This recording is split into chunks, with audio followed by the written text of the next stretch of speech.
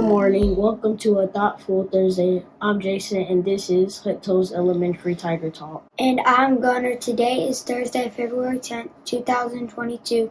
We are here to make sure you know what is happening at Hutto. But first, we need everyone to stop what you're doing and take a moment for The Pledge of Allegiance in the moment of silence. Ready, salute, pledge.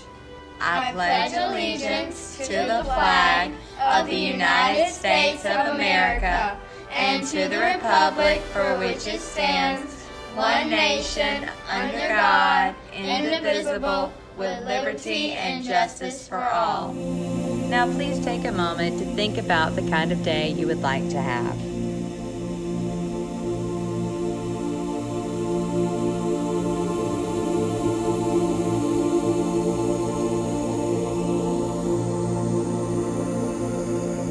Now it's time for the most important thing. Let's hear about today's lunch menu from our kitchen correspondent.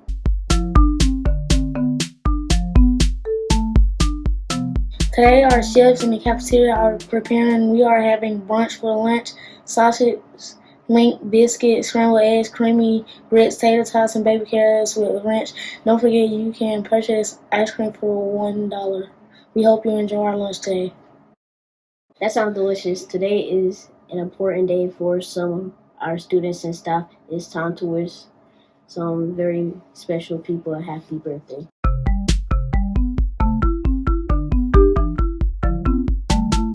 We want to say happy birthday today to Brandon Jones. We hope you have a great birthday. Happy birthday to all of you. Now let's learn how we can each be our very best, which will help make our class, school, and world a better place.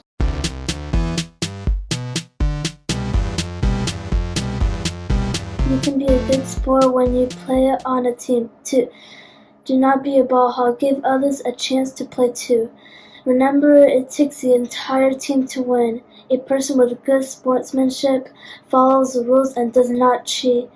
They know that if win because you cheated, then you didn't really win.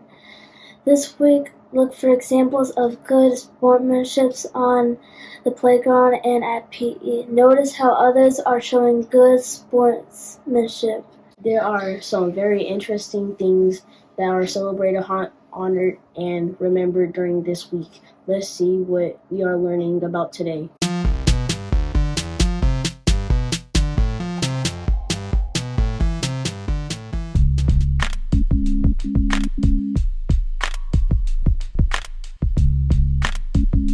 Can kids change the world? It all started with a trip. The year was 1958. A little girl named Ayana Najuma was 7 years old. She and 19 other kids went on a trip far from their home in Oklahoma. They went up north to New York City. In New York, the kids noticed something. White people and African American people could use the same water fountains. They could eat in the same restaurants.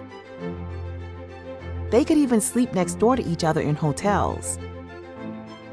That may not sound strange to you, but it was strange to Ayana and her friends. They were African American kids from the South. At that time, the southern part of our country was segregated. That means that African American people and white people were kept apart. In Oklahoma City, where the kids lived, water fountains had signs that said whites only. African American kids and white kids couldn't go to school together. They couldn't eat in the same restaurants. The kids were amazed at how different New York City was from the South. When they got back to Oklahoma, they said, "Why do we have to live this way?" They knew the way their community was set up was wrong. White people had more rights than African American people. The kids made a plan to fix things. But would it work? The kids decided to get the restaurants to change so that African American people were allowed to eat in them. It could be dangerous to try to do that. Many people would be angry, but the kids were brave. They planned a sit-in. At a sit-in, you sit in a restaurant and ask to be served. You don't leave until you are served. It's a peaceful way to change something that is unfair. The kids went into training with a group of African American adults. In training, these adults taught the kids about nonviolence. They taught them about Dr. Martin Luther King Jr. Many people didn't want African American people to eat in a whites-only restaurant. The kids learned that people would be unkind. The kids learned that they had to stay calm and be peaceful, no matter how badly others behaved. In training, the adults yelled at the kids. They threw water on them. The kids practiced being calm and not yelling back. Soon, they were ready to do their first sit-in. The kids' first sit-in was at the Cat's lunch counter. It was a whites-only restaurant. Ayana went with about 12 other kids. They all wore their best clothes. They went in and sat down. They were polite. Ayana asked for a hamburger and a Coke. The waitress said no. The other customers were angry. They didn't like that African American kids were trying to change the restaurant. They did not want it to be integrated so that everyone was allowed to eat there. The other customers yelled at the kids. They poured ketchup and coffee on them.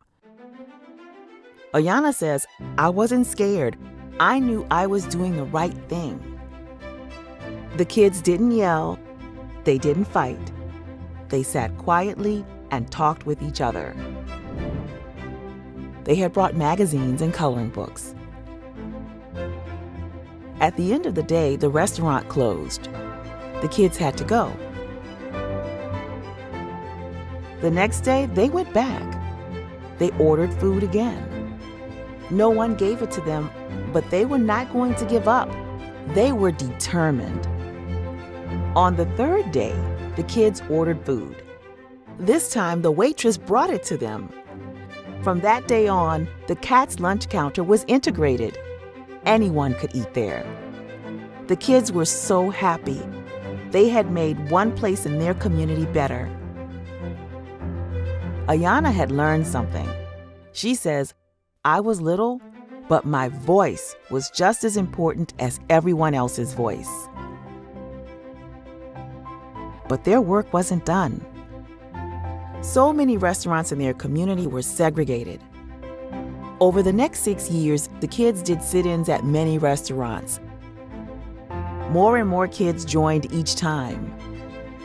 The restaurant owners got pretty clever about trying to keep the kids away. At one restaurant, workers took away all the chairs. There was no place to sit. But would that stop the kids? No. Ayana's little sister Lana had the right idea. When she didn't have a chair to sit on, she just leaned on the table. In most places, people wouldn't let the kids use the bathroom. That wasn't going to stop the kids either. One by one, the kids integrated the restaurants in their town. The kids had changed their city. One small group of kids had made their community better for everyone. They may have been little, but their voices were huge.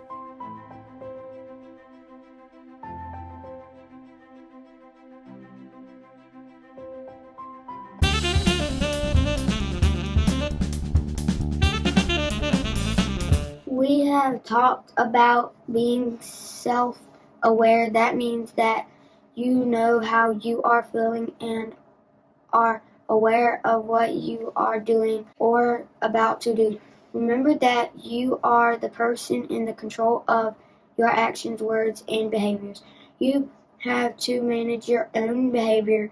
Stop worrying about how others are behaving and manage your own behavior. It is your job to be aware of your behavior and to manage your own behavior. You know what is right and wrong. Each of us starts off the week with a 100 in conduct, and it is up to you if you will keep it or not. That means if you do not earn this week's Friday reward, then you made choices that you really need to think about. Now it's time for us to sign off. We will see you next time on Tiger Talk.